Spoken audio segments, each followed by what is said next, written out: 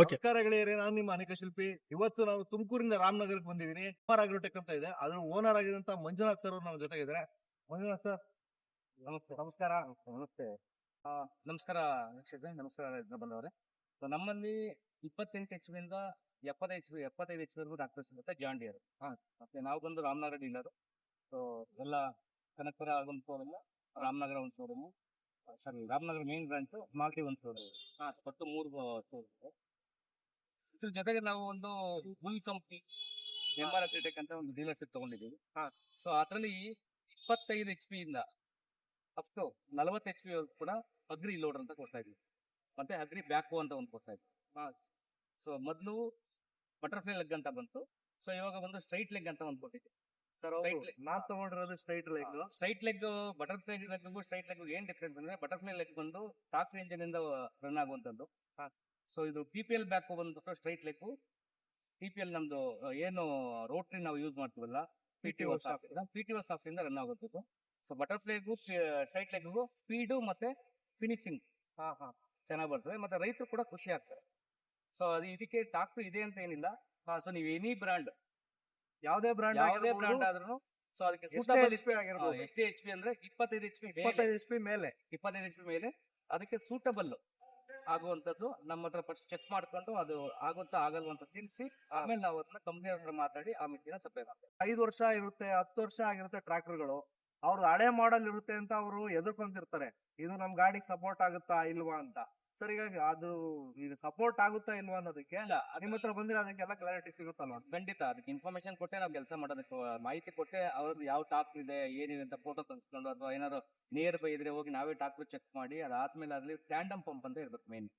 So ಲೋಡ್ರಿಗೆ ಹೋಗ್ತೀನಿ ಇಲ್ಲ back ಲೋಡ್ರಿಗೆ ಹೋಗ್ತೀನಿ ಅಂದ್ರೆ ಏನು ಅವಶ್ಯಕತೆ ಏನಿಲ್ಲ. ಸೊ ಯಾಕಂದ್ರೆ ಅದು ಹೈಡ್ರಾಲಿಕ್ ರನ್ ಆಗೋದ್ರಿಂದ ಸೊ ನಮ್ಗೇನು ಅವಶ್ಯಕತೆ ಇಲ್ಲ. ಬಟ್ ಅಂದ್ರೆ ಫಿಕ್ಸಿಂಗ್ ಆಗುತ್ತಾ ಫಸ್ಟ್ ಚೆಕ್ ಮಾಡ್ಕೋಬೇಕು. ಸಣ್ಣ ಪುಟ್ಟ ಆಲ್ಟ್ರೇಷನ್ ಬರ್ತದೆ.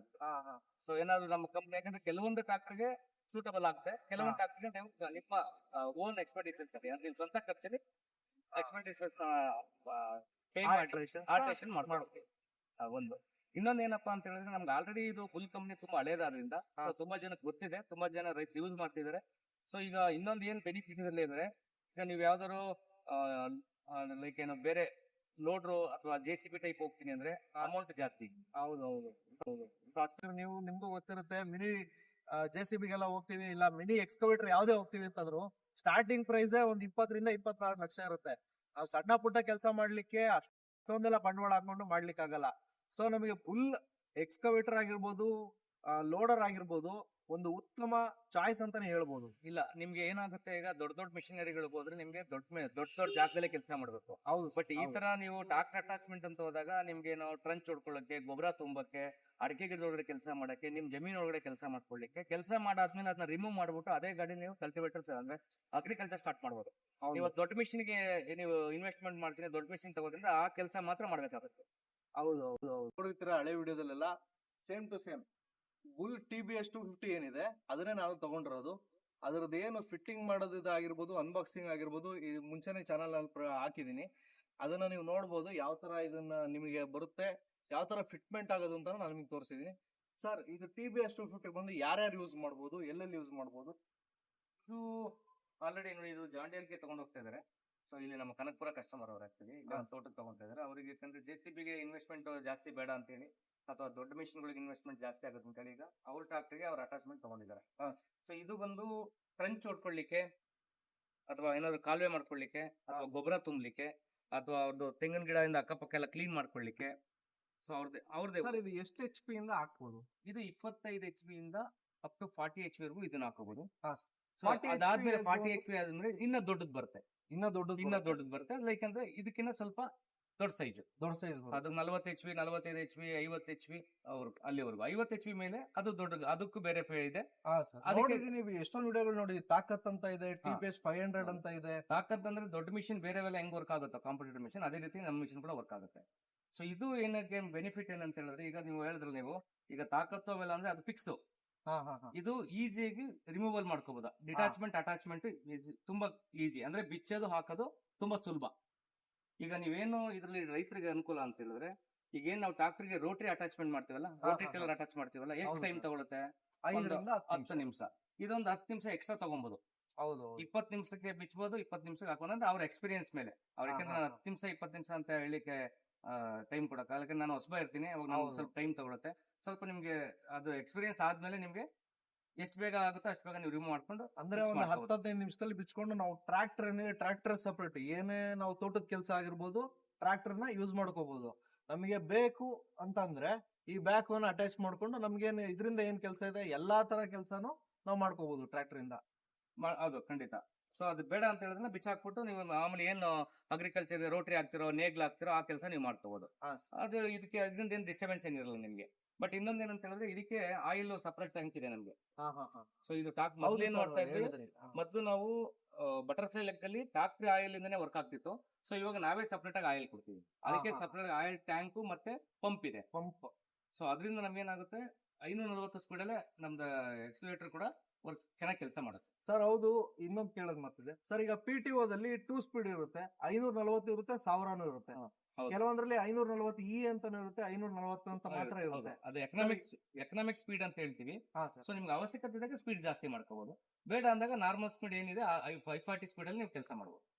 ಸರ್ ಈಗ ಎಲ್ರಿಗೂ ಏನಂತಂದ್ರೆ ನಮ್ಮ ದೇಶದಲ್ಲಿ ಜಾಸ್ತಿ ಕೇಳೋದು ಎಷ್ಟು ಕುಡಿಯುತ್ತೆ, ಎಷ್ಟು ಮೈಲೇಜ್ ಕೊಡುತ್ತೆ ಅನ್ನೋದು ತುಂಬಾ ಇಂಪಾರ್ಟೆಂಟ್. ಇಲ್ಲ, ಮೈಲೇಜು ಈಗ ನೀವು ಫಾರ್ ಎಕ್ಸಾಂಪಲ್ ಉಳ್ಮೆಗೆ ಏನ್ ತಗೊಳ್ತೀರಾ, ಉಳ್ಮೆಗಿಂತ ಕಡಿಮೆ ತಗೊಳುತ್ತೆ. ಏನಕ್ಕೆ ಅಂದ್ರೆ ಉಳ್ಮೆಗೆ ನೀವು ಐಡ್ಲಿಂಗ್ ಜಾಸ್ತಿ, ಪ್ರೆಜರ್ ಜಾಸ್ತಿ, ಹಾರ್ಸ್ ಪವರ್ ಜಾಸ್ತಿ ಕೊಡ್ತೀರಾ ಇಂಜನ್ ಇಂದ. ಸೊ ಅದು ರನ್ನಿಂಗ್ ಅಲ್ಲಿ ಇರುತ್ತೆ. ಇದು ನೀವು ಜಸ್ಟ್ ಹಾರ್ಡ್ಲಿ ಒಂದು 800-900 RPM ಅಲ್ಲಿ ವರ್ಕ್ ಆಗುತ್ತೆ. ಸೊ ಅವಾಗ ನಿಮ್ಗೆ ಮೇ ಬಿ ನನ್ನ 1.5 ಲೀಟರ್ ಆನ್ ಅಂಡ್ ಅವರೇಜ್ ಅಲ್ಲಿ ತಗೋಬಹುದು ಪರ್ ಅವರ್, ಒಂದು ಗಂಟೆಗೆ. ಒಂದೊಂದು ಗಾಡಿಗೆ ಒಂದೊಂದು ಮೈಲೇಜ್ ಇರುತ್ತೆ, depending upon the brand. HP ಮೇಲೆ ಬ್ರ್ಯಾಂಡ್ ಒಂದೊಂದು ಗಾಡಿ ಒಂದೊಂದು ಮೈಲೇಜ್ ಇರುತ್ತೆ. ಆದ್ರೆ ರೋಟೋವೇಟರ್ ಹಾಕ್ದಾಗ ಏನ್ ಮೈಲೇಜ್ ಬರುತ್ತೆ ಅದಕ್ಕಿಂತ ಕಡಿಮೆ ಡೀಸೆಲ್ ನ ಕುಡಿಯುತ್ತೆ ಹಾಗೂ ಹೆಚ್ಚು ಮೈಲೇಜ್ ಕೊಡುತ್ತೆ. ಸರ್ ಇದರ ಪ್ರೈಸ್ ಇದನ್ನೆಲ್ಲ ನಾನು ಯಾಕೆ ಕೇಳ್ತಾ ಇದೀನಿ ಅಂತಂದ್ರೆ ತುಂಬಾ ಜನ ಕಮೆಂಟ್ಸ್ ಅಲ್ಲಿ ಹೇಳಿದ್ರು ಇದು ಏನ್ ರೇಟ್ ಆಗುತ್ತೆ ಏನು ಅಂತ ಅಂದ್ಬಿಟ್ಟು. ಸರ್ ಶೋಗಳಲ್ಲಿ ಇದ್ ಮಾಡಿದಾಗ ಅಲ್ಲಿ ಕೊಟ್ಟಿರ್ತಾರೆ ಇಷ್ಟು ಬೆಲೆ ಅಂತ ಅಂದ್ಬಿಟ್ಟು, ಕೆಲವೊಬ್ರು ಯೂಟ್ಯೂಬ್ ಅಲ್ಲಿ ಹಾಕಿರ್ತಾರೆ, ಅದನ್ನ ನೋಡ್ಬಿಟ್ಟು ಅಷ್ಟೇ ರೇಟ್ ಇರುತ್ತೆ ಅಂತ ನಮ್ ಜನ ಅನ್ಕೊಂತಾರೆ. ಆದ್ರೆ ಪಕ್ಕದಲ್ಲಿ 18% GST ಪ್ಲಸ್ ಟ್ರಾನ್ಸ್ಪೋರ್ಟ್ ಅನ್ನೋದು ಇಲ್ಲಿಂದ ಎಲ್ಲಿಗೆ ಎಕ್ಸಾಂಪಲ್ ನಾವು ಅಲ್ಲಿ 13 ಡಿಸ್ಟ್ರಿಕ್ಟ್ ನಾವು ಡಿಸ್ಟ್ರಿಬ್ಯೂಟ್ ಇದ್ದೀವಿ ಕರ್ನಾಟಕದಲ್ಲಿ. ಸೌತ್ ಕರ್ನಾಟಕ ಫುಲ್ ನಾವು ತಗೊಂಡಿದ್ದೀವಿ. ಸೊ ಇವಾಗ ನಾನು ಶಿವಮೊಗ್ಗ ಕೊಡ್ಬೇಕಂದ್ರೆ ಒಂದು ಟ್ರಾನ್ಸ್ಪೋರ್ಟೇಷನ್ ಚಾರ್ಜ್ ಇರುತ್ತೆ, ತುಮಕೂರು ತಗೋತೀನಿ ಒಂದು ಟ್ರಾನ್ಸ್ಪೋರ್ಟೇಷನ್ ಚಾರ್ಜ್ ಇರುತ್ತೆ, ಪ್ಲಸ್ ಬೇರೆ ಬೇರೆ ಡಿಸ್ಟೆನ್ಸ್ ಮೇಲೆ ಟ್ರಾನ್ಸ್ಪೋರ್ಟೇಷನ್ ಮತ್ತೆ ಫಿಟ್ಟಿಂಗ್ ಚಾರ್ಜ್. ಸೊ ಅದು ಸಪರೇಟ್ ಇರ್ತದೆ ನಿಮ್ಗೆ. ಸೊ ಇನ್ನು ಇದ್ರದ್ದು ತುಂಬಾ ಕಡಿಮೆನೇ ಇದೆ. ಬಟ್ ನೀವು ನೇರವಾಗಿ ಬಂದು ಅದನ್ನ ನೋಡಿ ನಿಮ್ಗೆ ಆಗ್ತಾ ಇದೆ ಅಂತ ಹೇಳಿ ತಿಳ್ಕೊಂಡಾಗ ನಿಮ್ಗೆ ಮಾಹಿತಿ ಖಚಿತವಾದ ಬೆಲೆ ಕೂಡ ನಿಮ್ಗೆ ಗೊತ್ತಾಗುತ್ತೆ. ವೀಕ್ಷಕರೇ, ಇವರ ನಂಬರ್ ಮತ್ತೆ ಈ ಜಾಗದ ಅಡ್ರೆಸ್ ನಾನು ನಿಮಗೆ, ಈ ಶೋರೂಮ್ ನ ಅಡ್ರೆಸ್ ನಾನು ನಿಮಗೆ ಡಿಸ್ಕ್ರಿಪ್ಷನ್ ಅಲ್ಲಿ ಹಾಕಿರ್ತೀನಿ. ಹಾಗೂ ಸ್ಕ್ರೀನ್ ಮೇಲೆ ಈ ನಂಬರ್ಗೆ ನೀವು ಕಾಲ್ ಮಾಡಿ ಎಷ್ಟು ಕಾಸ್ಟ್ ಆಗುತ್ತೆ, ಮತ್ತೆ ನಿಮ್ಮ ಟ್ರಾನ್ಸ್ಪೋರ್ಟೇಷನ್ ಎಷ್ಟಾಗುತ್ತೆ, ಫಿಟ್ಟಿಂಗ್ ಚಾರ್ಜಸ್ ಎಷ್ಟಾಗುತ್ತೆ, ಹಾಗೂ ನಿಮ್ಮ ಜಾಗಕ್ಕೆ ತಗೊಂಬಂದು ಫಿಟ್ ಮಾಡೋದ್ರಿಂದ ಇದ್ದು ನಿಮಗೆ ಡೆಮೋ ತೋರಿಸೋದ್ರವರೆಗೂ ಎಲ್ಲಾ ಇವರೇ ಮಾಡ್ಕೊಡ್ತಾರೆ.